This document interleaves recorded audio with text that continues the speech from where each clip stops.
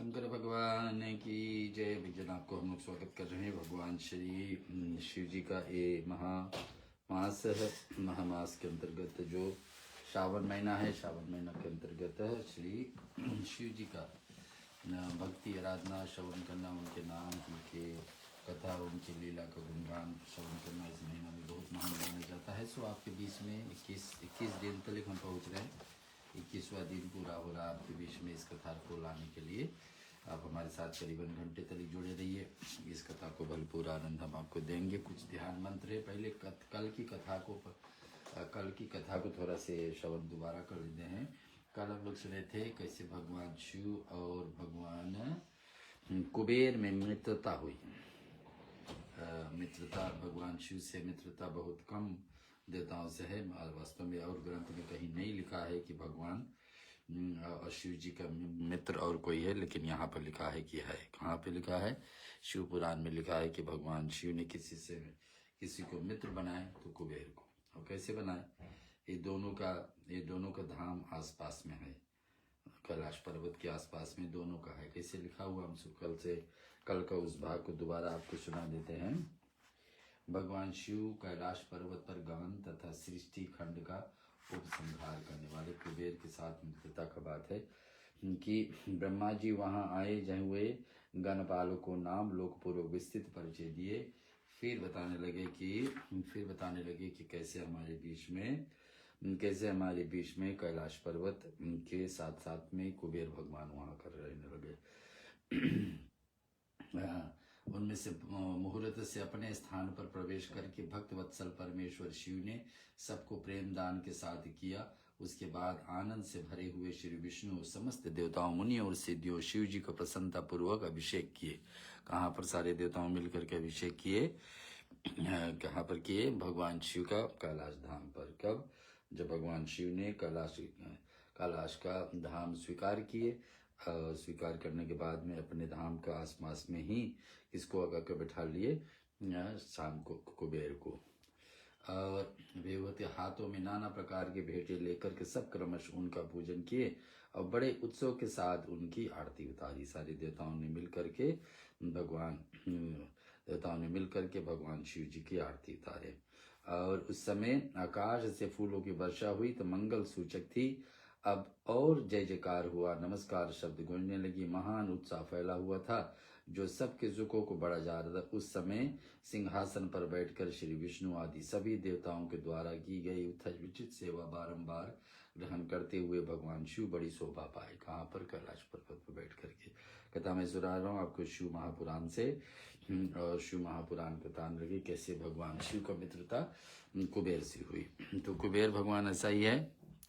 वहां पर उनको एक साथ में दोनों का पूजन और देवता आदि सब लोगों ने सार्थक एवं प्रिय वचनों को द्वारा लोक कल्याण के लिए भगवान शंकर को पितृ से स्तवन किए। सर्वेश्वर भगवान कौन है?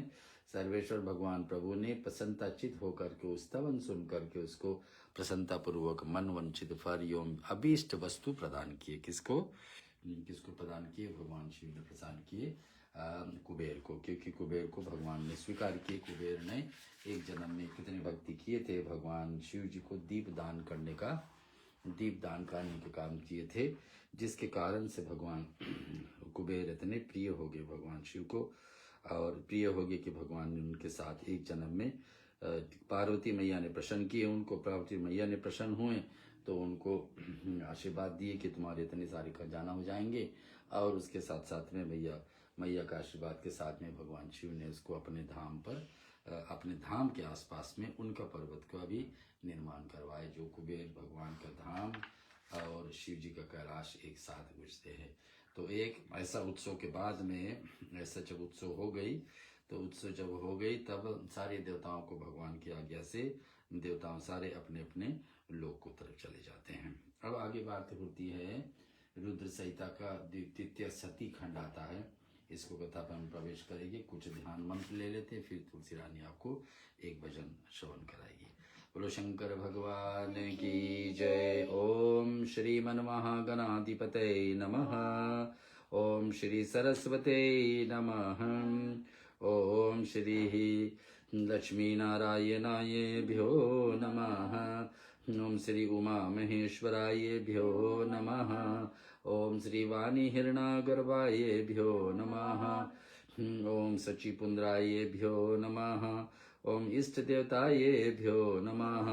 ओम कुल देवतायेभ्यो नमः। ओम ग्राम देवतायेभ्यो नमः।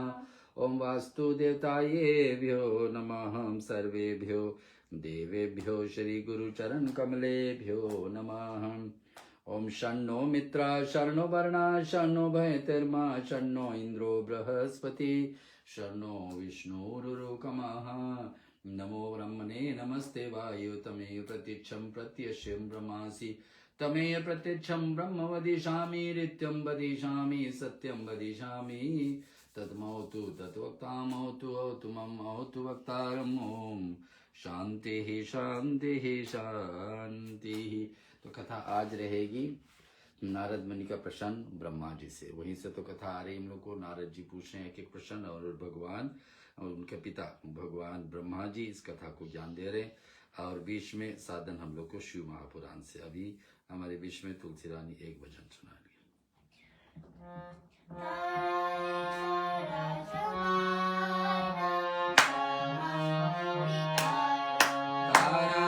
तारा जमाना शाम हमको बितारो, हमको बितारो शाम हमको बितारो।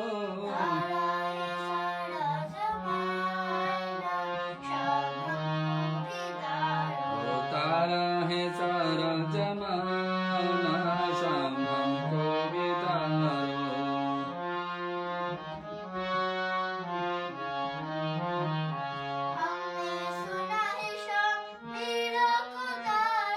हमने सुना है शाम मीरा को तारा,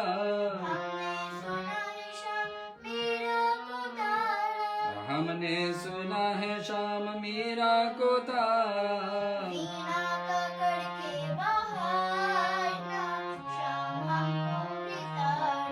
वीणा का करके बहाना शाम हमको बितारो।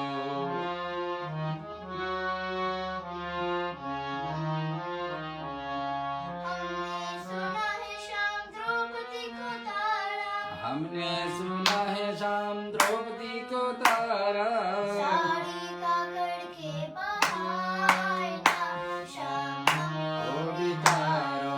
साड़ी का करके बहाना शाम हमको बितारो।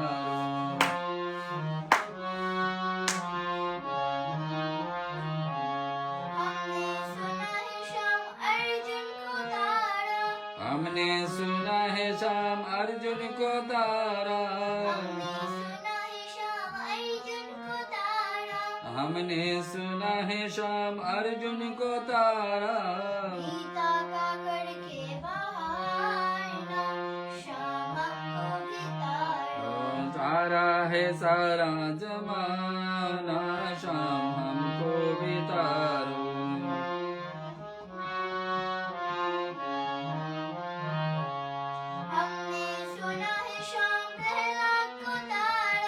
हमने सुना है शाम प्रहलाद को तारा,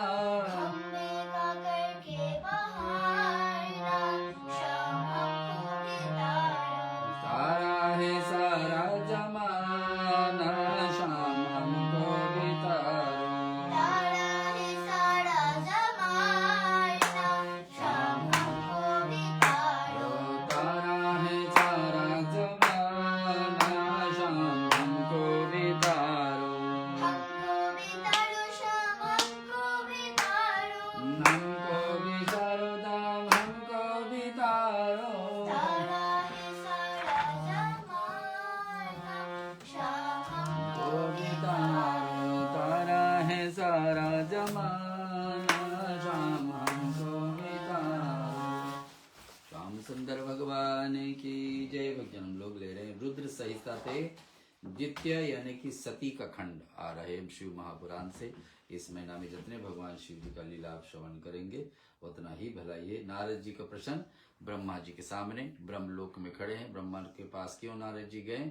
क्योंकि भगवान विष्णु ने उसको भेजे कि शिव तत्व को जानना है तो आपको आपके पिताजी ही अच्छा कथा बता पाएंगे। पिता कौन है? ब्रह्मा। महाभाग, नारद जी का प्रश्न है, महाभाग महाप्रभु विद्यागत आपको मुखारविंद से मंगल कारिणी शंभु कथा सुनते सुनते मेरा ही नहीं भर रहा है। कि आपको मुख से भगवान ब्रह्मा जी की बड़ाई, पिताजी की बड़ाई कर रहे हैं। अपन कौन कर रहे हैं? अभी भगवान नारद मुनि कि आपका मुख से भगवान शिव की कथा सुनते सुनते मेरा मन तृप्त नहीं हो रहा और श्रवण करने की इच्छा बन रही है। तो आगे भगवान क्या बोलेंगे सुनेंगे हम लोग कि अत भगवान शिव जी का सारा शुभ चरित्र मुझको कहिए। अब इतने तक सुन लिया, बताए और चरित्र भी सुनाइए। कल का कथा क्या था कि भगवान शिव के साथ कैसे कुबेर का मित्रता हुई, जन्मों जन्मों की तपस्या एक दीप जलाने से शुरू हुई। दीप दान करते करते इतने फल पा गए कि भगवान शिव जी को अपने मित्र जैसा स्वीकार कर लिया। भगवान शिव जी का और कहीं भी ग्रंथों में और कोई मित्र नहीं है, कोई है तो कुबेर। तो यहाँ अथ भगवान शिव जी का सारा शुभ सुधाई। अब बताए क्या सुनना चाहते हैं नारद? सारा शुभ। क्या शुभ?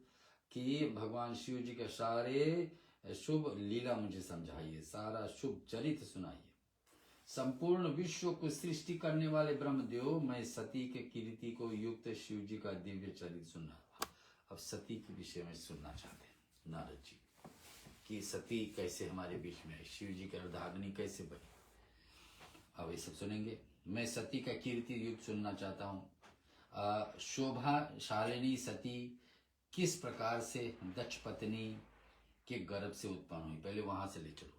शिव जी की पत्नी बनी, शिव जी के साथ चरित्र कैसे हुई, लीला क्या हुई सती के साथ, वो बात अलग। लेकिन वहां से ले चलो कैसे दक्ष प्रजापति की पुत्री कैसे बनी, पीछे जाएगा कथा। महादेव जी का विवाह विचार कैसे बनी उनके साथ, कैसे भगवान उसको स्वीकार किया, हम सबको ज्यादा परिचित है। अच्छा देख लीजिए कथा में ऐसा आता है कि सती के साथ विवाह भगवान शिव के साथ तो हुई, लेकिन सती का पूजन पाठ कहीं और नहीं लिखा हुआ कि किसी ने सती का पूजा किया। सती की पूजा कब शुरू हुई? सती ने जब शरीर छोड़ दिए तब, और पार्वती आते देरी नहीं उनको पूजने हो गए। अंतर क्या है कि सती को पूजन कब शुरू हुआ? सती ने शरीर छोड़ दिए, उनके नाम से शक्तिपीठ बन गए। तो आज भी संख्याओं में लोग जाकर शक्तिपीठ को दर्शन करते हैं। लेकिन देवी पार्वती जैसे ब्याही है, भगवान सारे जगत उसको आदि शक्ति मानने लगे। महादेव जी के विवाह विचार कैसे बनी? पूर्व काल में दक्ष के प्रति रोष होने वाले के कारण सती और अपने शरीर का त्याग कैसे की। भगवान शंकर और दक्ष प्रजापति में ऊपर नीचे बातें भी बताइए। सती ने कैसे अपने शरीर छोड़ी बताइए। चेतनाकाश को प्राप्त होकर वे फिर हिमालय की कन्या कैसे हुई, सती कैसे जाके हिमालय की कन्या हो गई। अब पार्वती ने किस प्रकार से उग्र तपस्या की और कैसे उनका विवाह हुआ। कामदेव नाश करने वाले भगवान शंकर के आधे शरीर में किस प्रकार से स्थान पा सकी हो ना। कामदेव को जीतने वाले कौन? भगवान शिव। और भगवान शिव जी है, भगवान शिव जी के आधे शरीर का भाग कैसे हुए। अर्धनारीश्वर कहा जाता है शिव जी का एक रूप है ना, आधा शरीर में स्त्री का आधा। महामते इन सब बातों को आप विस्तार पूर्वक कहिए। प्रश्न किसके सामने आ गई? ब्रह्मा जी के सामने। पूछने वाले कौन है? नारद मुनि। नारद मुनि को कौन वहां भेजे? भगवान विष्णु। और उनको एक एक लीला सुनते सुनते ऐसा मन बैठ गया कि मुझे अवस्था बताइए शिव जी के पूर्व विवाह के विषय में पार्वती के साथ जी। आपके समान दूसरा कोई संशय का निवारण करने वाला है ही नहीं। अब किसके पास जाए? शिव जी से गलत, शिव जी की तो बात माने नहीं भगवान। नारद मुनि शिव जी के पास जाते पूछते कि अब हमें अपना अपना चरित्र सुनाइए। शिव जी यही पूछते कि मैंने आपको मना किया था कि मत विष्णु को अपना बड़ाई बताओ, अब अभिमान मत सुनाओ विष्णु को, तो मैंने बात माने नहीं तो हमारे मुझ से कथा क्या सुनोगे। विष्णु के पास गए, विष्णु भगवान से तो गलती कर दी। विष्णु किसी को आप श्राप दिए, उससे क्या कथा सुनोगे? क्या उनके बात में विश्वास रहेगी? मन में तो ये रहेगी। तो ब्रह्मा से ही सुन रहे हैं। और नारद मुनि अपना ब्रह्मा जी को बड़ाई कर रहे। क्या बात बड़ाई करे, आपके समान दूसरा कोई संशय निवारण, संशय ना डाउट को दूर करने वाला कोई है नहीं, ब्रह्मा जी को बोल रहे, पिताजी को अपना बता। तो ब्रह्मा जी ने कहा, मुनि सुनो, देवी सती और भगवान शिव का शुभ और यश परम पावन, दिव्य तथा गोपनीय भी अत्यंत गोपनीय है। गोपनीय यानी किसी इस कथा को पहले आपसे पहले और किसी ने नहीं पूछे। पार्वती मैया क्या कि सती का क्या चरित्र था सुनेंगे।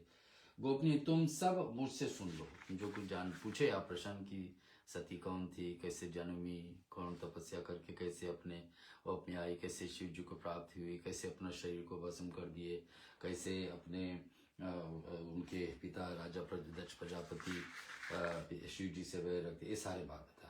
अब सब तुम मुझे सब मुझसे सुनो। भगवान शिव जी का प्रसन्न हमसे जुबान से दिया जाता है कि सुनो, निराकार शक्ति रहित चिन्मय तथा सत और असक्त से विलक्षण स्वरूप प्रतिष्ठित थे, फिर भी वे प्रभु सगुण और शक्तिमान होकर विशिष्ट रूप से धारण किए हुए स्थित हुए। उनके साथ भगवती उमा विराजमान थी। वीर पर सुनो, लिखो क्या हुआ, हाँ, वीर पर सुनो, वे भगवान शिव दिव्य आकृति से सुशोभित हो रही थी, उनके मन में कोई विकार नहीं था। अब शिव जी का चरित्र यहाँ चल रहे हैं, शिव भगवान बता रहे हैं हम लोग को, क्या सुनेंगे कि देखिए भगवान बता रहे, क्या सुनिए कि देखिए जो कथा मैं आपको बता रहा हूँ, शिव जी के लीला से ही सब कुछ होता है, शिव जी के इच्छा से ही सब कुछ होता है। ये बताने वाले कौन है, भगवान ब्रह्मा जी। उनके बाएं अंग से भगवान विष्णु और दाएं अंग से ब्रह्मा स्वयं प्रकट हुए। तो आपको पता है, एक हाथ से भगवान शिव का ब्रह्मा, एक हाथ से भगवान विष्णु आए। तो ब्रह्मा उस अर्थात हृदय से रुद्र देवता प्रकट हुए हैं। ये सब बात तो आपको पहले मैं बता चुका हूँ। मैं ब्रह्मा सृष्टि का करता हूँ, भगवान विष्णु जगत का पालन करने लगे और स्वयं रुद्र ने संहार करने का संभाला है ना। तो ये तीनों काम हम सबको पता है, ब्रह्मा विष्णु महेश करते हैं। और फिर भी उन्हीं की आराधना करके मुझ लोक पितामह ब्रह्मा ने देवता, असुर और मनुष्य आदि संपूर्ण जीवों को सृष्टि की है। तो मैंने फिर ब्रह्मा बता रहे कि मैंने विष्णु शिव जी भगवान से आज्ञा पा करके एक काम मुझे सौंपा गया, तो उस कारण से हमें सृष्टि को बनाए रहे। और दक्ष आदि प्रजापति और देव शिरोमणियों को सृष्टि करके भी वे बहुत प्रसन्न हुआ था, तथा अपने को सबसे अधिक ऊंचा मानने लगा। अब जो सबका बाप है तो बड़ा तो मानेगा अपने आप को। जब सारे सृष्टि जिस व्यक्ति जो कुछ बनाए होंगे, अभी इस जमाना में लिया जाए, जो कुछ हम बटोरे होते तो हम तो अपने बड़े मानेंगे कि हमारे अधिकार, हमारे हुई तैयारी किया, ये सब है। तो यहाँ पर ब्रह्मा जी का थोड़ा क्या अभिमान हो रहा है, जो भगवान शिव को बिल्कुल नहीं पसंद। सब मारीची, अत्रि, पुलहा, पुसत्य, अंगिरा, क्रतु, वशिष्ठ, नारद, दक्ष और भृगु, ये महान प्रभावशाली मानस पुत्रों को मैंने उत्पन्न किया। मानस यानी भगवान अपने मन से प्रकट किए। कौन? भगवान ब्रह्मा जी। मैंने प्रकट किया इन सबको। परंतु सायकाल में उसका रूप सौंदर्य खिल उठता था। किसका हम सुनेंगे, एक बार पीछे तो चलते हैं। इनका महान प्रभावशाली मानस पुत्रों को उत्पन्न किए, ये जो मरीचि ऋषि, अत्रि ऋषि, पुलहा ऋषि, पुलसत्य ऋषि और भृगु ऋषि है, नारद मुनि स्वयं, दक्ष और भृगु। ये तब नारी यहाँ कहाँ से, तब मेरे हृदय से अत्यंत मनोहर रूप वाली एक सुंदरी नारी भी पैदा हुई, जिसका नाम था संध्या। भगवान ब्रह्मा जी के मुख से हम लोग सुन रहे हैं। वह दिन में क्षीण हो जाती थी, देखने लायक, परंतु सायकाल में उसका रूप सौंदर्य खिल जाता था। ऐसा कन्या वह मूर्तिमयी साय संध्या ही थी और निरंतर किसी मंत्र को जप करती रहती थी। सुंदर बाहु वाली वह नारी सौंदर्य की परम सीमा की पहुंची थी और मुनियों को भी मन को मोहित करने वाली थी। मुनि जो ऋषि मुनि हमेशा मोहित नहीं होंगे स्त्री से, कन्या से, लेकिन ये स्त्री जो संध्या नाम का भगवान ब्रह्मा से प्रकट हुए, ये मोहित कर लेती, ऋषि मुनि इन पे देखकर मोहित। इस तरह से मेरे मन में एक मनोहर पुरुष भी प्रकट हुआ जो अत्यंत अद्भुत था। उसका शरीर मध्य भाग में कटि प्रदेश बतला था, दांतों के पंक्तियों को बड़ी सुंदर थी और दांतों को पत्तियों से उसके अंगों से मत वाले हाथी से भी गंध प्रकट होते थे। नेत्र पुष्कल कमल के समान शोभा पाते थे। अंगों में केसर लगा था जिसके सुगंध नासिका का तृप्त हो रही थी। उस पुरुष को देखकर दक्ष आदि मेरे सभी पुत्र अत्यंत उत्सुक हो उठते थे कि ब्रह्मा ऐसा कैसा पुत्र, ऐसा कैसा पुरुष को प्रकट किया। उनके मन में विस्मय भर गया था। जगत की सृष्टि करने वाले मुझ जगदीश्वर ब्रह्मा जी और देखकर उस पुरुष को विनय से गर्दन झुक दी थी और मुझे प्रणाम करके कहा। क्या कहेंगे सुनो कि वह पुरुष बोला कि ब्रह्मांड मैं कौन सा कार्य करूं। स्वयं ब्रह्मा से प्रकट हुए तो पूछने लगे उनसे कि मैं क्या कार्य करूं। क्या बोलेंगे, मेरे योग जो काम हो उसमें मुझे लगाइए, क्योंकि विधाता आज आप ही सबके अधिक माननीय और योग पुरुष हैं। ये लोग आपसे ही शोभित हैं। तो ब्रह्मा जी से कि आपकी बड़ाई करके पूछने लगे कि हमको कोई काम दीजिए। ब्रह्मा ने कहे मद पुरुष तुम अपने इसी स्वरूप को तथा फूल की बने हुए 5 बाणों को स्त्रियां और पुरुषों को मोहित करते हुए सृष्टि के सनातन कार्य में चलाओ। उनको बताए क्या कि सृष्टि को आगे चलाने के लिए कार्य करो, क्योंकि सृष्टि को आगे बढ़ना है। भगवान ब्रह्मा जी का निवेदन है इस पुरुष से जो भगवान ब्रह्मा जी से ही प्रकट हुए हैं। आगे हम सुन रहे हैं, वचन सुने। तुम छिपे रूप से प्राणियों में हृदय में प्रवेश करके सदा स्वयं उनकी सुख की हेतु बनकर के सृष्टि सनातन कार्य चालू करो। तो स्त्री का रूप बनाने का और पुरुष को रूप, ताकि सृष्टि चल पड़े और मानव जन्म का शुरुआत हो जाए। और तुम ऐसा कार्य करो, समस्त प्राणियों जो मन है वह तुम्हारे पुष्प में बाण का सदा अनायासी अद्भुत लक्ष्य बन जाएगा और तुम निरंतर उन्हें मदमत किए रहोगे। या मैंने तुम्हारा कर्म बताया है जो सृष्टि के पर्वत तक होगा और तुम्हारे ठीक ठीक नाम क्या होंगे उस बात को मैं पुत्र आपको समझा रहा हूँ। तो ऐसा पुत्र जो ब्रह्मा जी ने प्रकट किए, उनको कारण किए कि अपने ही शरीरों से स्त्री और पुरुष को शुरुआत करे, सृष्टि शुरुआत हुई, मानव जीवन शुरुआत हुई। सुरश्रेष्ठ ऐसा कहकर अपने पुत्रों को मुख्य और दिष्टपाल करके वे क्षण भर के लिए कमल में आसन पर चुपचाप बैठ जाते हैं। जो पुरुष वहां पर बैठ जाते हैं और वहां पर भगवान ब्रह्मा जी के साथ में जो एक पुरुष प्रकट हुए हैं, इनका नाम पुरुष जन्म लिए हैं। ये ब्राह्मण सुनो, कौन कौन कार्य करूंगा। तो प्रकट हुए, नेत्र प्रफुल्लित होकर के तुम ऐसा कार्य करो कि भद्र पुरुष तुमने इसी के स्वरूप तथा फूलों के बने हुए 5 बाण स्त्रियों से और पुरुषों को मोहित करते हुए सृष्टि को सनातन कार्य में चलाए करो। भगवान ब्रह्मा जी इस पुरुष को देते काम। इति श्री रुद्र संहितायाम शिव महापुराणे निमितात नमतः 21वां अध्याय संपूर्ण। बोलिए शंकर भगवान की जय। गाइए गणपति जगवंदन, शंकर भवानी के नंदन। गाइए गणपति जगवंदन, शंकर सुवन भवानी के नंदन। सिद्धि सदन गज बदन विनायक, सिद्धि सदन गज विनायक। कृपा सिंधु सुंदर सबलायक।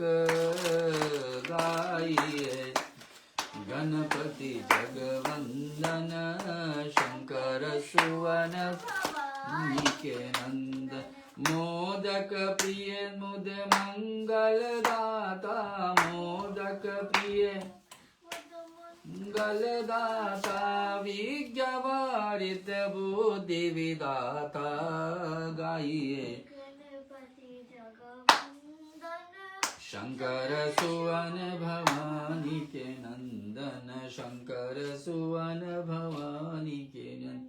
अब जो 22वां अध्याय शुरू हुआ था भजन क्या है, इसमें लिखा हुआ, कामदेव का नामो निर्देश, उसका रति के साथ विवाह तथा तुम्हारी संध्या का चरित, वशिष्ठ मुनि का चंद्रभाग पर्वत पर और उसको तपस्या के विधि बताना। बहुत सारे विषय है इस अध्याय में। हम लोग के बीच में 22वां अध्याय आप शुरुआत हो रही और ये रुद्र संहिता से आप सुन रहे हैं। रुद्र संहिता है शिव महापुराण का इस हिस्सा, जो इस श्रावण महीना में हमको उचित समय लगा कि आपके बीच में इसको पहुंचाए।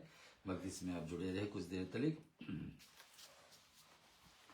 और आगे क्या लिखा है उसे ब्रह्मा जी बताएंगे। मुनि, तदंतर मेरे अभिप्राय को जानते हुए मरीचि आदि मेरे पुत्र सभी मुनियों को उस पुरुष का विचित्र नाम रखा। दक्ष आदि प्रजापतियों का उसका मुंह देखने की परोक्ष में भी सारे वृतांत जानकर उसे रहने के लिए स्थान और पत्नी को प्रदान किया। अब दक्ष प्रजापति को आगमन है, सती के आने से पहले उनको पिता को आना है, ब्रह्मा जी का पुत्र है, इतना तो पता चली। और कैसे सारे ऋषि मुनि ने मिलकर उसको प्रजापति यानी कि उच्च पद प्रदान किया।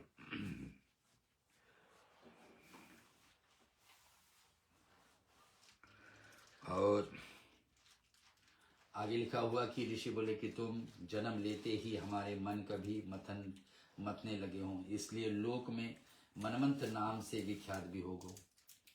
मन में मतने लगे तो ये नाम दे दिए। महानुभाव, तीनों लोक में तुमसे इच्छा अनुसार रूप धारण करने वाला हो, तुम्हारे समान सुंदर दूसरा कोई नहीं हो। ये सब वरदान। तुम्हारे समान सुंदर दूसरा है। अति काम रूप होने के कारण तुम काम भी तुम्हारे के नाम पड़े विख्यात होगा। लोगों को मत बना देने में कारण तुम्हारा नाम एक मदन भी होगा। तुम बड़े दर्प से उत्पन्न हुए तो उसलिए दर्पक भी तुम्हारे नाम होगा।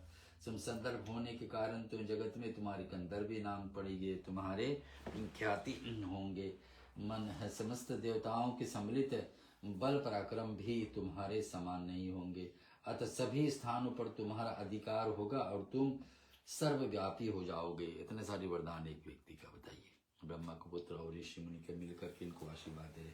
सभी स्थानों पर तुम्हारा अधिकार होगा और तुम सर्वव्यापी हो जाओ, जहां चाहोगे वहां, और आदि प्रजापति भी रहोगे। वे ही पुरुषों को श्रेष्ठ दक्ष तुम्हारे इच्छा से अनुरूप पत्नी स्वयं देंगे तो, और वह तुम्हारी कामिनी तुमसे अनुराग रखने वाली हो जाएगी। ऐसा पत्नी को भी वरदान दे दी कि तुम्हारे ऐसे पत्नी होंगे। किसका मिल रहा है? दक्ष प्रजापति को, जो स्वयं ब्रह्मा जी का पुत्र है। ब्रह्मा जी ने कहा कि मैंने तदंतर, भगवान ब्रह्मा जी नारद मुनि से बोल रहे हैं, मैंने तदंतर में वहां से अदृश्य हो गया, ऐसे आशीर्वाद देने के बाद। और फिर आगे क्या? इसके बाद दक्ष मेरी बात को स्मरण करके कंदर्प से बोले कि कामदेव, मेरे शरीर से उत्पन्न हुई मेरी यह कन्या सुंदर रूप धारण करेगी, गंदे रूप धारण करेगी। तो ये बातें सुनेंगे हम लोग क्या हो रहा है कि मेरे शरीर से उत्पन्न हुई रूपधारी गुणों से सुशोभित, इससे तुम अपनी पत्नी बनाने के लिए ग्रहण करो। तुम गुणों की दृष्टि स्वरथा तुम्हारी योग होगा, जितने गुण सारे तुम्हारे में रहेंगी। और ये पत्नी महातेजस्वी महानुभाव, ये सदा तुम्हारे साथ रहने वाली और तुम्हारी रुचि का अनुसार चलने वाली होगी। धर्मत या तुम सदा तुम्हारे अधीन रहेंगे, तुम्हारे सारे हमेशा तुम्हारे साथ और तुम्हारी बातों पे चलेंगे। आप सुन रहे हैं भगवान शिव जी का रुद्र संहिता के पाठ। और दक्ष प्रजापति कैसे आई उसका कथा है। दक्ष प्रजापति से ही सती बनी, सती आई, सती से ही शिव जी का पहला ब्याह। चर्चा ऐसे हो रही। नारद मुनि का प्रसन्न है हमारे बीच में अपने पिता ब्रह्मा जी के पास 100 वचन मिल रही। ऐसा कहकर दक्ष ने अपने शरीर से पसीने से प्रकट हुई उस नाम का कन्या का नाम रखे रति, रखे उसे अपने आगे बैठाया और कंदर्प के संकल्प पूर्वक सौंप दिए। कंदर्प ऋषि को सौंप दिए। किसको? रति नाम का। दक्ष की यह पुत्री रति बड़ी रमणीय हुई, बड़ी रमणीय हुई। दक्ष का बेटी है, बड़ी रमणीय हुई। मैंने पूरे उसके साथ विवाह करके कामदेव भी बड़ा प्रसन्नता हुए। कामदेव है तो इच्छाएं पूर्ण करने वाला। और रति नाम का, रति किसका बेटी? दक्ष प्रजापति का। अपनी रति नामक सुंदरी स्त्री को देखकर उसने हाव भाव आदि से अनुरंजित हो कामदेव मोहित हो गए। तात उस समय बड़ा भारी उत्सव होने लगा, जो सबके सुख बढ़ाने वाला था। प्रजापति दक्ष इस बात को सोचकर बड़े प्रसन्न के वतन थे कि मेरी पुत्री इस विवाह से सुखी होगी। दक्ष प्रजापति से प्रकट हुई रति। कामदेव एक देवता है जो कामनाएं पूर्ण करने वाले, ये इच्छाएं संसार की इच्छा बना रही, तो कामदेव की बड़ा सुख मिला, उसके सारे दुख दूर हो गए कि स्त्री जीवन में थी नहीं, अब मिल गई, प्राप्त हो गई। दक्ष कन्या रति भी कामदेव को पाकर बहुत प्रसन्न हुई। जैसे संध्या काल मनोहारिणी विगतमान के साथ मेघ शोभा पाती है, उसी प्रकार से रति का साथ प्रिय वचन बोलने वाली कामदेव बड़ी शोभा पा रही थी। इसी प्रकार से रति के पति भारी मोह से युक्त रतिपति कामदेव को उसी तरह अपने हृदय में सिंहासन बैठा लिया। जैसे ही योगी पुरुष योग विद्याओं से हृदय में धारण करता है, उसी प्रकार से पूर्ण चंद्रमुखी रति भी उसे श्रेष्ठ पति को पाकर उसे तरह सुशोभित हुई, जैसे कि श्री हरि का पाकर पूर्ण चंद्रमा लक्ष्मी शोभा देती है। लक्ष्मी पूर्ण चंद्रमा पर कितनी प्रसन्न रहती है। हम लोग हमेशा मंदिर में माता लक्ष्मी का आराधना करते हैं शास्त्र नाम से पूर्णिमा पर, तो यहाँ बता रही जैसे लक्ष्मी पूर्ण चंद्रमा पर प्रसन्न रहती है भगवान विष्णु से, वैसे ही आज रति और कामदेव की चर्चा है, दोनों कितने एक दूसरे के साथ। सूत जी बताएंगे इस कथा को। सूत जी किसको बता रहे? शौनक जी। और दूसरी तरफ कौन? ब्रह्मा जी बता रहे अपने बेटे नारद जी को। ब्रह्मा जी के यह कथन सुनकर मुनि श्रेष्ठ नारद जी मन ही मन बड़े प्रसन्न हुए और भगवान शंकर सम्मन करके हर्षपूर्वक बोले, महाभाग विष्णु शिष्य महामते विधाता, अपने चंद्रमौली शिव जी का ये अद्भुत लीला कही है। अब मैं जानना चाहता हूं कि विवाह के पश्चात जब कामदेव प्रसन्नता पूर्वक अपने स्थान को चला गया था, दक्ष भी अपने घर को पधारे तथा आप भी अपने मानस पुत्र भी अपने अपने धाम को चले गए, तब पितरों को उत्पन्न करने वाले ब्रह्मा कुमारी संध्या कहाँ गई? जब ब्रह्मलोक से ब्रह्मलोक में ब्रह्मा जी स्वयं लौट गए और विधाता अपने चंद्रमौली शिव जी भी वहां से दृश्य हो गए, तभी विवाह के बाद में ये संध्या कहाँ गई? और मानस पुत्र भी अपने अपने धाम को चले गए। इसके करने वाले ब्रह्म कुमारी संध्या कहाँ गई? उसके क्या किया हुआ, किस पुरुष को साथ उसका विवाह हुआ? संध्या भी या किसका चरित्र विशेष रूप से? तो ब्रह्मा जी क्या बोलेंगे हम लोग सुनेंगे। आपके बीच में चल रही है शिव महापुराण की रुद्र संहिता की चर्चा। ब्रह्मा जी बोले कि मुनि, संध्या का यह सारा शुभ चरित्र सुनो, जिसको सुनकर समस्त कामनियां सदा के लिए ही सती साध्वी हो जाती हैं। वह संध्या जो पहले मेरी मानस पुत्री थी, संध्या नाम की कन्या को प्रकट किए थे ना ब्रह्मा, तो मानस पुत्री थी, तपस्या करके शरीर को त्याग करके मुनि श्रेष्ठ मेधा तिथि के बुद्धिमती पुत्री होकर के अरुंधति नाम से विख्यात हुई। अरुंधति किसके साथ भी आएगी? मेरे ख्याल से भगवान राम को गुरु वशिष्ठ का। लेकिन सुनते आगे कथा क्या बता रही। उत्तम व्रत का पालन करके उस देवी ने ब्रह्मा विष्णु महेश्वर को कहने पर शेष व्रतधारी महात्मा वशिष्ठ को अपना पति रूप में चुने। देखो ऋषि देवी है, महादेवी है, उनको भी जरूरी पड़ता है कि क्या करें? व्रतधारी ना, व्रत रखे, उपवास रखे, कामना को सिद्धि के लिए उत्तम व्रत पालन करके उस देवी का ब्रह्मा विष्णु महेश से आशीर्वाद मिला कि तुम्हारे पति को मिलेंगे। तो भगवान राम के गुरु वशिष्ठ जी, वशिष्ठ जी भी ब्रह्मा के पुत्र है, तो सुनेंगे। व्रतधारी महात्मा वशिष्ठ जी अपना पति को चुने। वह सौम्य स्वरूप वाली देवी सबको वंदनीय और पूजनीय श्रेष्ठ पति वर्ता का रूप में विख्यात होगी। और ब्रह्मा जी क्या बता रहे हैं यहाँ क्या हो गए? जब ऐसा होता है कि संध्या ने अपने शरीर छोड़ के दूसरा जन्म फिर पाए तो अरुंधति बने। अरुंधति का विवाह होती है गुरु वशिष्ठ के साथ में। नारद मुनि पूछे कि भगवान संध्या के कैसे, किस लिए और कहाँ से तप किए थे? किस प्रकार से शरीर त्याग कर और मेधा तिथि की पुत्री हुई? ब्रह्मा विष्णु और शिव इन तीनों को देवताओं को बताए हुए श्रेष्ठ व्रतधारी महात्मा वशिष्ठ जी अपने किस तरह से अपना पति बनाए। अब ये अरुंधति और वशिष्ठ जी के विवाद में विवाह कैसे हुई, ये प्रश्न नारद जी के मन में आ रहा। अरुंधति इस कौतूहलपूर्ण चरित्र को आपसे अर्थात रूप से वर्णन कीजिए। परमात्मा बोले, मुनि सुनो, संध्या के मन में एक सकाम भाव से आ गया, इसलिए उस साध्वी व निश्चय ही किया कि वेदित मार्ग से अनुसार मैं अग्नि में अपना इस शरीर को आहुति दूंगी। अब ऐसे कोई बात है, आज से भूतल पर कोई भी देहधारी उत्पन्न होते हुए काम भाव से युक्त ना हुए, इसलिए इसके लिए मैं कठोर तपस्या करके मर्यादा स्थापित करूंगी। तरुण अवस्था में पूर्व किसी को भी और काम का प्रभाव नहीं पड़ेगा, ऐसे सीमा निर्धारित करूंगी। इसके बाद इस जीवन को त्याग दूंगी। किसका मन में बैठा ऐसा सुनेंगे।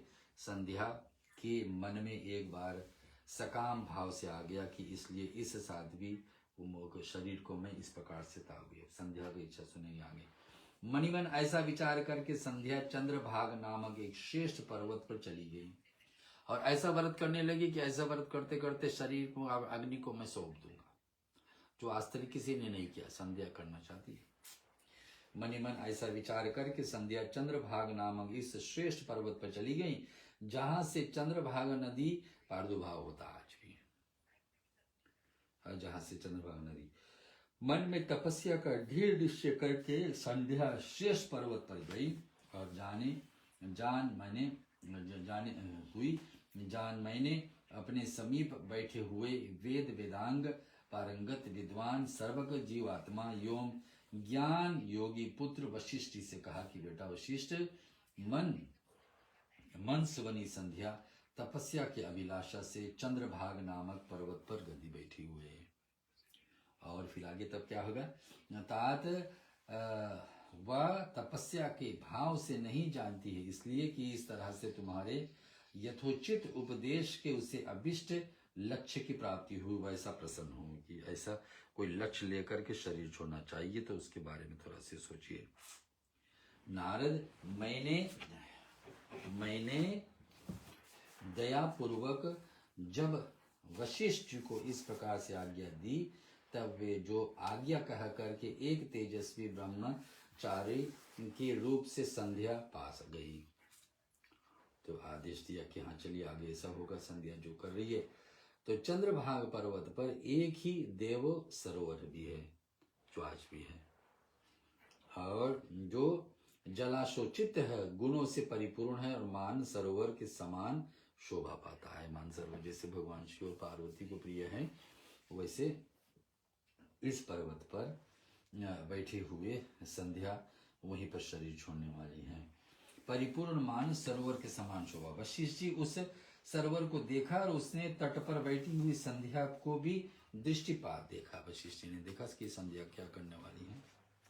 और प्रकाशित होने वाली ये सरोवर है, कमलों से प्रकाशित, इतने सारे कमल के फूल इसमें खिल रहे हैं। तट पर बैठी हुई संध्या के उपलक्षित ही उसी को तरह सुशोभित हो रही थी, जैसे प्रदोष काल में उदित हुए चंद्रमा और नक्षत्र युक्त प्रकाश में शोभा हो। प्रदोष यानी त्रयोदशी को कहा जाता है। धीरे धीरे चंद्रमा जब अपने पूरे आकार पर पूर्णिमा पर आती है, तो चंद्रमा बुध 2 दिन पहले से क्या आकार होता है वो सब देखेंगे।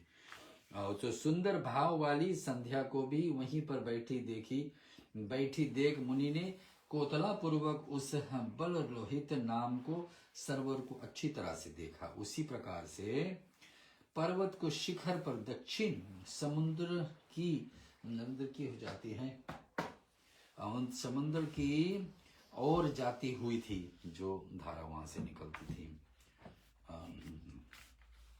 जैसे गंगा हिमालय के निकल करके समुद्र की ओर जाती है, उसी तरह चंद्रभाग पश्चिम शिखर से भेदन करते हुए नदी समुद्र की ओर जाती है। हर एक नदियों का क्या लक्ष्य रहता है, समुद्र पहुंच जाए। उस चंद्रभाग पर्वत पर ब्रह्मलोहित सरोवर के किनारे बैठी हुई संध्या को देखकर वशिष्ठ जी आदर पूर्वक पूछे। वशिष्ठ जी क्या पूछेंगे हम लोग सुनेंगे। वशिष्ठ जी क्या पूछेंगे संध्या से। पूछने लगे कि पुत्री, तुम इस निर्जन पर्वत पर किस लिए आई हो? वशिष्ठ जी पूछ रहे, किसी का पुत्री हो या तुम्हारे, या क्या करने की विचार है? मैं ये सब सुनना चाहता हूं। यदि छिपाई योग बात ना हो तो बताइए। छिपाना चाहते तो नहीं बताइए, लेकिन वो बता सकते तो बताइए। वशिष्ठ जी पूछ रहे हैं संध्या से। कहाँ पर बैठे हैं? अगर संध्या बैठी है यहाँ पर ब्रह्मलोक सरित से उस सरोवर के किनारे बैठी है, और चंद्रभागा नदी है वहां से। महात्मा वशिष्ठ जी की यह बात सुनकर संध्या को उस महात्मा को और देखा। वे अपने तेज से प्रज्वलित अग्नि के समान प्रकाशित हो रहे थे। जैसे अग्नि जैसा तेज रहता, गर्मी निकलती, उसी प्रकार से संध्या का प्रस्थिति है। वे अपने तेज से प्रज्वलित अग्नि के समान प्रकाशित, उन्हें देखकर ऐसा जान पड़ता था कि मानो ब्रह्मचारी देह धारण करने था। वे मस्तक पर जटा धारण की हुई थी, बड़ी शोभा पा रही थी, ऐसे बोलने में आए हैं। वशिष्ठ जी जो देख रहे हैं जिस रूप में संध्या को, बड़े शोभायमान थे। और फिर बता रहे हैं, क्या सुनेंगे, कि मस्तक पर जटा, मस्तक पर भी जटा हुआ रखा है। उन्होंने देखा कि ऐसा जान पड़ता था कि मानो ब्रह्मचारी देह धारण करके वो आ गया। वे मस्तक पर जटा धारण की बड़ी शोभा पा रही। संध्या ने उन तपोधन को आदर पूर्वक प्रणाम करके कहा। संध्या क्या कहेगी आज वशिष्ठ जी से सुनेंगे। और संध्या एक सरोवर के पास बैठी हुई है, जहाँ तपस्या करते करते विचार करी कि अपनी अग्नि को प्रकट करके और शरीर को मम त्याग देंगे। तो उस भाग को हम लोग सुन रहे। शिव महापुराण का रुद्र संहिता है, श्रावण महीना है, और आज 21 दिन हो गया आपके बीच में, हर दिन प्रतिदिन कोशिश करके पहुंचते हैं। संध्या बोलती है गुरु वशिष्ठ जी से। मैंने उस समय राम जी का गुरु नहीं बने थे, फिर भी गुरु वशिष्ठ बोलते हैं, ब्राह्मण, मैं ब्रह्मा जी के पुत्री हूँ, मेरा नाम क्या है? संध्या, और मैं तपस्या करने के लिए इस निर्जन पर्वत पे आई हूँ। वशिष्ठ सुनता, यदि मुझे उपदेश देना आपको उचित जान पड़े तो आप मुझे तपस्या की विधि बताइए। अगर जो आपको लगता है कुछ आप मुझे बता सकते हैं तो तपस्या की विधि बताइए। शरीर त्यागने की बात यहाँ नहीं बताए हैं, सिर्फ ही तपस्या करने के लिए आए। और मैं यही करना चाहती हूँ, दूसरी कोई भी गोपनीय बात मुझसे नहीं है। मैं तपस्या के भाव लेकर उसके करने के नियम को बिना जाने ही तपस्या आ गई। मुझे नियम नहीं पता है, संध्या कह रही वशिष्ठ जी से, लेकिन आ गई हूँ नियमित बिना ही जाने तपस्या। इसलिए चिंता से सुखी जा रही हूँ, चिंता में सुखी जा रही हूँ। ये मेरा हृदय काँप रहा है कि मैं ठीक विधि कर रहा हूँ, क्योंकि उसका इच्छा तो है शरीर में यही कर, शरीर को अंत करे अग्नि प्रकट करके। संध्या का बात सुनकर के ब्रह्मवेताओं को श्रेष्ठ वशिष्ठ जी ने कहा कि जो स्वयं सारे कार्यों को ज्ञाता है, उससे दूसरी कोई बात नहीं पूछी जाती। वह मन ही मन तपस्या का निश्चय करके चुकी ही थी और उसके लिए अत्यंत उगमशील थी। उस समय वशिष्ठ जी ने मन में भक्त वत्सले भगवान शंकर को स्मरण करके इस प्रकार कहे। अब वशिष्ठ जी ने सोचे कि इनका तो मन पहले से बैठ ही गया है कि तपस्या करेंगे, इसको विधि में मैं क्या और अलग निकालूं। लेकिन भगवान वशिष्ठ जी ने सोचे कि मैंने शिव जी का आराधना करता हूँ, देखो क्या ज्ञान प्राप्त करके संध्या को बता सकता हूँ। आप सुन रहे रुद्र संहिता। वशिष्ठ जी बोले कि शुभा ने जो सबके महान और उत्कृष्ट तेज है, जो उत्तम और महान तप है, तथा जो सबके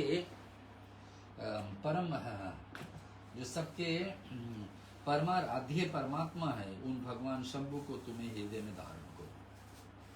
शिव जी के बारे में क्या कहें वशिष्ठ जी ने कि सबके परमार्थ परमात्मा, सबके परमात्मा तो है, लेकिन सबके परमात्मा, उनके तुम ध्यान करो। जो अकेले ही धर्म अर्थ काम और मोक्ष को अधिकारी है। कोई व्यक्ति संसार में 4 चीजें तो चाहिए, धर्म पे चले, कामनाएं पूर्ण हो, अर्थ मिले और अर्थ में मोक्ष मिल जाए, तो इस अकेले ही शिव जी सब कुछ दे सकते हैं आपको। बता रहे कौन? वशिष्ठ जी। और उन त्रिलोकों की आदि सृष्टि का आदित्य पुरुषोत्तम शिव का भजन करो। आगे बताए जाने वाले मंत्र से देवेश्वर शंभु की आराधना करो, उससे तुम्हें सब कुछ मिल जाएगी। कि मैं क्या बताऊं आपको तपस्या के लिए, आप शंभु को ध्यान लगाएं, उसमें सब कुछ मिल जाएगा, इसमें संशय नहीं, बस ओम नमः शिवाय। इस मंत्र का सार। इस मंत्र को निरंतर जप करते हुए मौन तपस्या आरंभ करो और जो मैं नियम बताता हूँ उन्हें सुनो। भगवान वशिष्ठ जी बता रहे संध्या को, उन्हें तुम सुनो। तुम्हें मौन रह करके स्नान करना होगा और मैनान पूर्वक महादेव जी को पूजन करोगे। प्रथम 2 बार छठे समय तुम केवल जल का पूर्ण आहार करोगे। उस दिन पर सिर्फ जल पिरो। जब तीसरी बार छठा समय आ जाए तो केवल उपवास करना ही है। उस समय तपस्या की समाप्ति में छठे काल के जला करके और उपवास किया करोगे। और उसी प्रकार से भगवान शिव जी की आराधना दिया हुआ हम लोग सुन रहे हैं शिव महापुराण रुद्र संहिता। आज है 21वां दिन। और क्या विषय है आज का? गुरु वशिष्ठ, भगवान राम को गुरु, ब्रह्मा के पुत्र, और किससे बात कर रहे हैं? संध्या से। संध्या भी भगवान का, ब्रह्मा जी का पुत्री है। भगवान बहुत सारे पुरुषों और स्त्रियों को प्रकट किए अपने शरीर अंग से। ब्रह्मा जी सृष्टि को संचालन करने के लिए।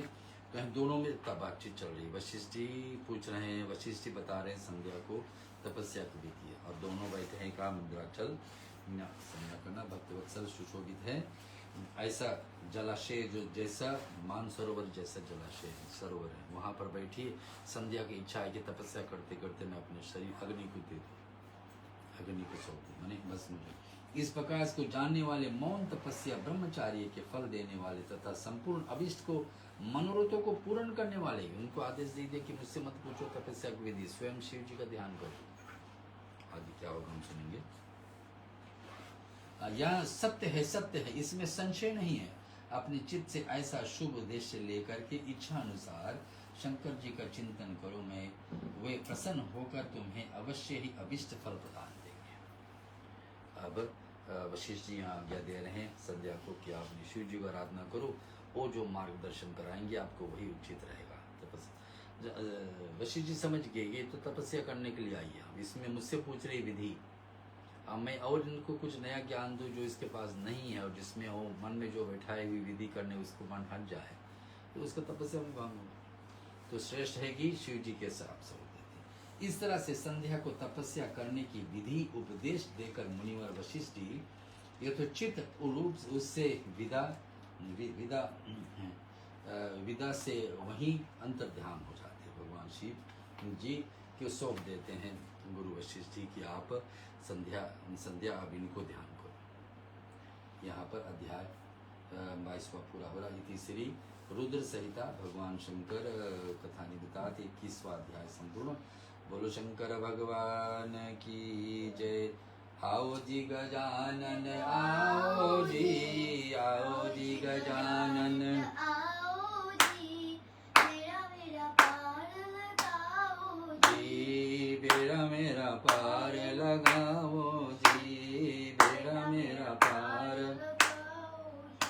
रिद्धि सिद्धि के दाता कहायो, रिद्धि सिद्धि के दाता कहायो, विघ्न हरन मेरा विघ्न नशाओ जी, विघ्न नशाओ जी, बेड़ा मेरा पार। आओ जी गजानन आओ जी गजानन आओ जी, बेड़ा मेरा पार लगाओगी। आने में देर न लगाओ जी, आने में देर न आओ जी, बेड़ा मेरा पार लगाओ जी, बेड़ा मेरा पार लगाओ। हम सब के प्यारे गजानन, हम सब के प्यारे गजानन, सब देव से न्यारे गजानन, सब देव से आके कीर्तन में रास बरसायो जी, बरसायो जी, बेड़ा मेरा जी। आओ जी गजानन आओ जी बेड़ा मेरा पार। बोलो शंकर भगवान की जय। दूसरे अध्याय का भी थोड़ा सा पाठ श्रवण कर ही लेते हैं। आप आपका बीच में चल रही कथा थोड़ा समय देना अपने साथ को कि इस पाठ को थोड़ा आगे बढ़ा लूँ। अभी भगवान शिव का सठ नाम भी बोलना है, आप जरूर तैयारी कर लीजिए। कुछ अर्पण के लिए विभूति है, बेलपत्र है, सफ़ेद फूल है, सफ़ेद तिल है, शिव जी को जो प्रिय लगे। आप कुछ बूंद बूंद शिव जी को भी घी भी डाल सकते हैं, जैसे बने साधन। तो थोड़े क्षण में है, एक छोटा अध्याय होगा आपके बीच में। संध्या के तपस्या, उसके द्वारा भगवान शिव की स्तुति तथा उसके संतुष्ट हुए शिव जी उसे अभिष्ट वर देते मेधा तिथि के यज्ञ में भेजना। आगे अब ज्ञान मिल गया, क्या करना है। ज्ञान हम देने वाले स्वयं वशिष्ठ जी हैं। बताएं कि देखिए शिव जी को ध्यान करो, शिव जी तो मेरा हाथ दिखाएंगे। ब्रह्मा जी कहने लगे, मेरे पुत्रों में श्रेष्ठ महा प्राग नारद जी। अब नारद जी को क्या पद दे दिए ब्रह्मा जी, पुत्रों में श्रेष्ठ। नारायण भगवान के भक्त बने। तपस्या के नियम से उपदेश दे उस जब वशिष्ठ जी अपने घर चले गए, तब उसके उस विधान को समझकर संध्या मनी मन बहुत प्रसन्न हुई कि चलिए हम तपस्या के लिए आए थे, एकांत जगह मिल गए थे, सोचे थे यहीं पर शरीर छोड़ेंगे, अग्नि प्रकट करके शरीर छोड़ेंगे, लेकिन यहाँ पर तो हमें उपदेश मिल गया कि शिव जी का ध्यान करो। अब कोई भगवान का ध्यान करने के उपदेश आपको दे दे, कोई गुरु हो जैसा भी ज्ञान देने वाला, तो आपको लगे कि हाँ अभी तक हम भटक रहे, ज्ञान था ही नहीं, ज्ञान पूछे तभी तो मिला। ज्ञान पूछते नहीं होती संध्या तो फिर कैसे देते हैं गुरु वशिष्ठ जी, लेकिन पूछे तो मिल गया। फिर तो वह सानंद मन से तपस्विनी योग वेश बना करके बरलोहित सरोवर के तट पर सी तपस्या करने लगी।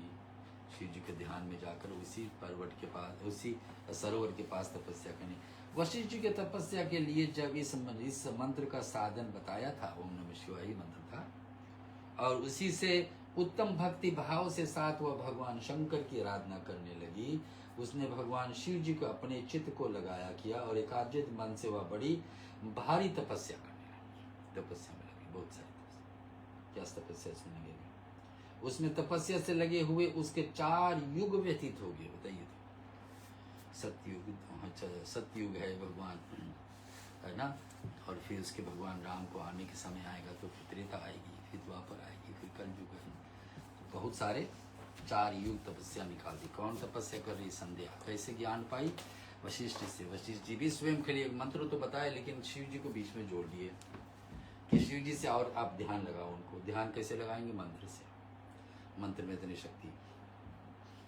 शंकर जी की आराधना करने लगी। उसी समय भगवान शिव ने अपने चित्त को लगा दिया और एकाग्र मन से बड़ी भारी तपस्या करने लगी। उस तपस्या में लगे हुए उसके 4 युग बीत गए। तब भगवान शिव उसकी तपस्या का संतुष्ट हो बड़े प्रसन्न हुए तथा बाहर भीतर के आकाश अपने स्वरूप दर्शन करा करके जिस रूप को चिंतित कर रही थी, उसी रूप में उसकी आंखों में सामने प्रकट हो गए।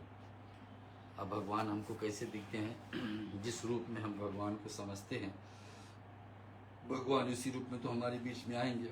वास्तविक रूप भगवान के चाहे कुछ अलग हो, लेकिन वही रूप में हमको दिखाएंगे, हमको विश्वास दिलाने के लिए जो हम कर रहे थे ठीक था। भगवान दूसरे रूप में थोड़ा आएंगे, भगवान वही रूप में आएंगे जिस रूप में उसको आप ध्यान किए।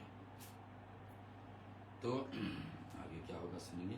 तो भगवान जी उसको तपस्वी को संतुष्ट करने के उसी रूप दिखाए। उसने मन में जिनका चिंतन किया था वही उन्हीं प्रभु शंकर अपने सामने खड़ा देकर वो अत्यंत आनंद में हुए। सचमुच भगवान के दर्शन हो जाए कितनी आनंद होता है। और यहाँ संध्या को हुई। भगवान का मुखारविंद से बड़ा प्रसन्न दिखाई देता था। उनके स्वरूप को शांति बस रही थी कि देखिए वशिष्ठ जी ने बताया कि ऐसा करो, मंत्र भी दे दिए, स्वयं करें और साक्षात परिणाम सामने, भगवान सामने मुस्कुराते हुए। उनके स्वरूप को शांति बरस रही थी। वह सहसा भयभीत हो सोचने लगी कि भगवान हर से क्या कहूँ। भगवान सचमुच में सामने आ जाए तो क्या मांगे, क्या बोले? जिसके लिए तपस्या करे वो साक्षात मिल जाए। चलो सब भगवान की बात छोड़ो, हमारे आपके बीच में जिसके लिए हम मांग कर रहे, इच्छा बनी रहे, वो साक्षात मिल जाए। चाहे कोई व्यक्ति हो, चाहे कोई वस्तु हो, कितने प्रसन्न होंगे। उसी दशा संध्या का उससे भी अधिक साक्षात भगवान का क्या मांगो, भगवान हर से क्या मांगो, किस तरह इनकी स्तुति करो। इसी चिंता में बढ़ करके उसने अपने अपने दोनों नेत्रों को बंद कर लिया, आंख को बंद कर लिया। सामने खड़े भगवान, आंख बंद करना। बंद करके लेने पर भगवान शिव ने को हृदय में प्रवेश कर दिया, करके उसे दिव्य ज्ञान दिया।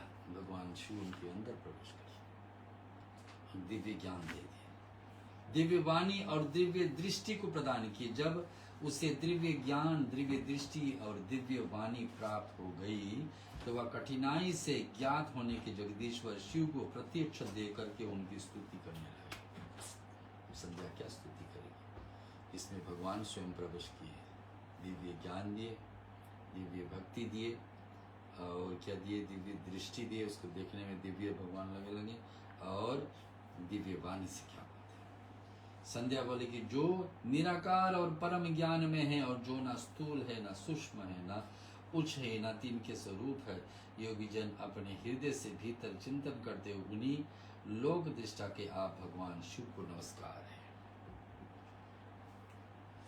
जिन्हें सर्व कहते हैं, जो शांति स्वरूप है, निर्मल है, निर्विकार है, ज्ञान में है और जो अपने प्रकाश में सिद्धित और प्रकाशित होते रहते, जिनके विकार का अत्यंत अभाव है, वो आकाश मार्ग के भांति निर्गुण निराकार बताए गए हैं, तथा जिनका रूप अज्ञात का अर्थ मार्ग के सर्वथा परे हैं, उन नित्य प्रसन्न आप भगवान शिव को मैं प्रणाम करता हूं। कितने सारे बात बोल दिए भगवान शिव ना, ये सुनेंगे भगवान के विषय, भगवान से क्या क्या बातें हो रहा बताएंगे। सुनो कि आप कौन है भगवान? कि आकाश मार्ग के भांति निर्गुण है, सारे गुण, तथा जिनका रूप आज्ञा नंद कर मार्ग से सर्वथा है, जिनका रूप को अज्ञान से हम नहीं समझ पाएंगे, वो नित्य प्रसन्न आप भगवान शिव के प्रणाम करते हैं। कौन? भगवान शिव के जो नित्य प्रसन्न रहते हैं, हमेशा भगवान को क्या कमी नहीं होगी। और एक आदित्य शुद्ध बिना माया के प्रकाशमान सच्चिदानंद में सहज निर्विकार नित्य आनंद में सत्य ऐश्वर्य में युक्त प्रसन्न आप लक्ष्मी को देने वाले भी आप हैं, उन आप भगवान शिव को नमस्कार करें। संध्या इस प्रकार से भगवान शिव को आराधना कर रही है और तत्व से सत्य प्रदान करने के ध्यान में दे। अब थोड़ी देर में हम लोग भगवान शिव जी का सतनाम शुरू करें तथा पवित्र वस्तुओं को परम पवित्र हैं उन अपने महेश्वर मेरे रूप में नमस्कार। आपको जो स्वरूप शुद्ध मनोहर रत्न में आभूषणों से विभूषित तथा स्वच्छ कर्पूर के समान गौरी वर्ण है, जिसके अपने हाथों में वर अभय शूल त्रिशूल लिए होते हैं और मुंड माला लिए होते हैं, दिव्य चिन्मय सगुण साकार विग्रह से सुशोभित आप योग युक्त भगवान शिव को नमस्कार है। ऐसे भगवान शिव को बार बार बड़ाई कर रही है। संध्या तपस्या में बैठी थी, कितने 4 युग बिताए थे। ज्ञान किसने दिया? गुरु वशिष्ठ ने, जिनके रूप को उनको परमेश्वर नमस्कार है। और नमस्कार करते जो लिखा वो सुखान पढ़ देते। निराक्याल ज्ञान मंदम परमेन स्थूलम नापि सूचना चोपराम अंत शिष्य योगमिस्तत रूप तस्मै तुभ्यं लोक करते नमोस्तुते शव शांत निर्मलम निर्विकारम ज्ञानम गम्भे सर्व प्रकाशम अविकारम घार्यतम पंखधानतम मार्ग प्रसादम रूपम यस्सं तवं नमामि प्रसन्त एकम शुद्धम दीवपानम विनाजम चिदानंदम सहजम चाविकरी नित्यानंद सत्यभूति प्रसन्न यस्य नींद रूपमस्त नमस्ते विज्ञादोतनीय प्रवीण सत्य विजितम ध्यानमस्ते स्वरूपिणम सारम पारम भावनानां पवित्र तस्मै रूप यस्मै चैव नमस्ते तत्वारं शुद्ध रूपम मनोगेत रत कल्पे सचलत पूर गौरम इष्टाभीति शूलमूले प्रधान अस्तिमनीतम योग युक्तम त्रिभम गगनमूर्तिम शलीलम ज्योतिरवेव च पुण्यकालवश्य रूपानम तस्य तुभ्यं नमोस्तुते। ऐसे संध्या का प्रार्थना भगवान शिव से। भगवान शिव इतने सारी बड़ाई संध्या से सुनने के बाद में क्या बोलते हैं ये आपके बीच में कल आएगी। अभी के लिए हम लोग भगवान शिव का 108 नाम सुन के कुछ न कुछ अर्पण कर लिखते हैं। हमारे पास बहुत ही हम यहाँ अर्पण करें, आप भी भावना सहित जैसे बने उसको समर्पित करें। हरि ओम। ओम शिवाय नमः। ओम श्री महेश्वराय नमः। ओम शंभुवे नमः। ओम पिनाकिने नमः। ओम शशिशेखराय नमः। ओम कामदेवाय नमः। ओम विरूपक्षाय नमः। ओम कपार्दिने नमः। ओम नीललोहिताय नमः। ओम शंकराय नमः। ओम शूलपनाय नमः। ओम शिखटवागिने नमः। ओम विष्णुवल्लभाय नमः। ओम शिपिविष्टाय नमः। ओम अंबिकानाथाय नमः। ओम श्रीकंठाय नमः। ओम भक्तवत्सलाय नमः। ओम भवाय नमः। ओम शर्वाय नमः। ओम त्रिलोकेशाय नमः। ओम शितिकंठाय नमः। ओम शिवप्रियाय नमः। ओम उग्राय नमः। ओम कपालिने नमः। ओम श्री कामर्ये नमः। ओम अंधकार शोधनाय नमः। ओम गंगाधराय नमः। ओम ललाटशाय नमः। ओम श्री कालकालाय नमः। ओम कृपानिधे नमः।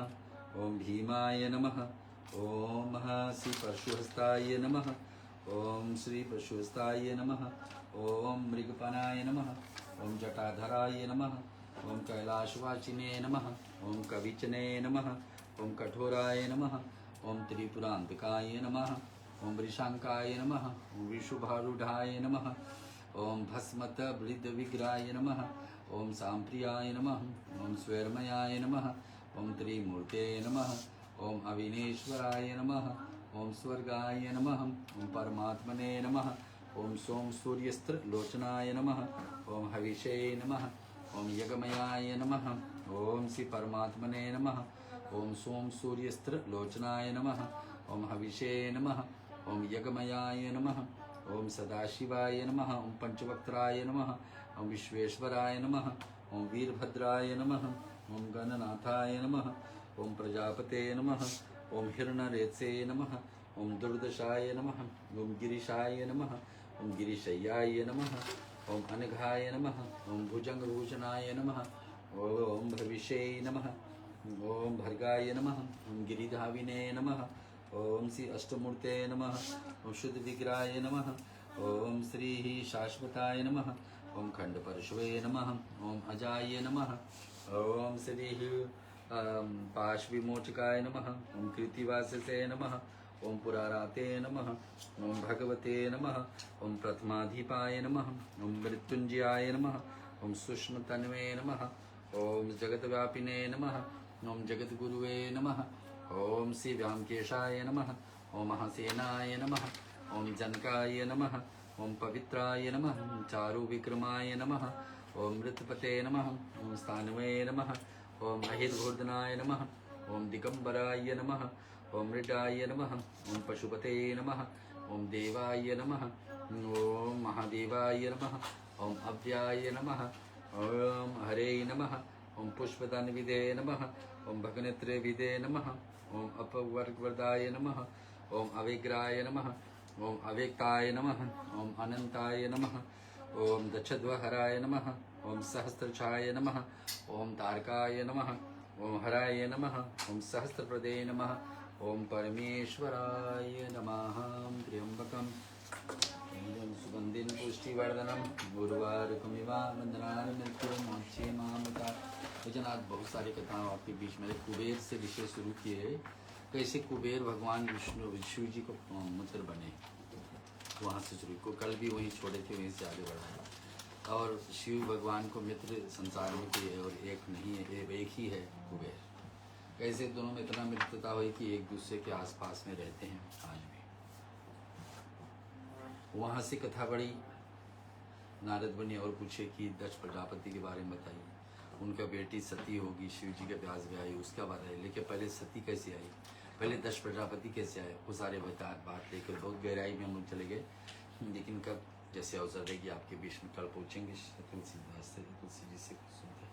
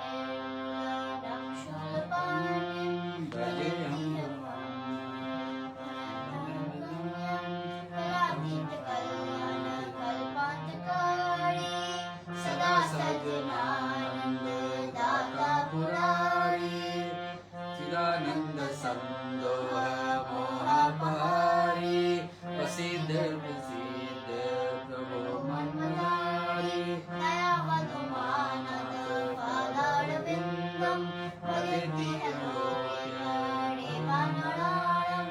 नतत्वशुकं शान्ति संतापनाशं प्रसिद्ध प्रसिद्ध प्रभु जन्माविश शंभु ओम प्रसिद्ध प्रभु सर्वभूतादिवासं न जनामि योगं जपेनेव पूजां नतोऽहं सदा सर्वदा शम्भुतोऽभ्यं जरा जन्म दुःख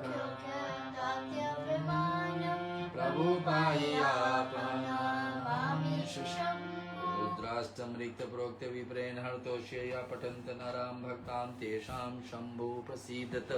ओम नमः शिवाय। भक्तजन हमारे साथ जुड़े आज 21वां दिन शिव महापुराण की आपके बीच में मेरा सौभाग्य बनी आपको सुनाने के लिए। इसमें आप 30 दिन का ये श्रावण महीना था, उसमें आपको सुबह के बेला में हवन की विधि रहेगी, श्रवण शास्त्र नाम से, उसमें भी आप शामिल हुए और रात्रि में कथा। आज जुड़ने के लिए सभी को धन्यवाद। भगवान शिव आपके जीवन में भक्ति आराधना बढ़ाए।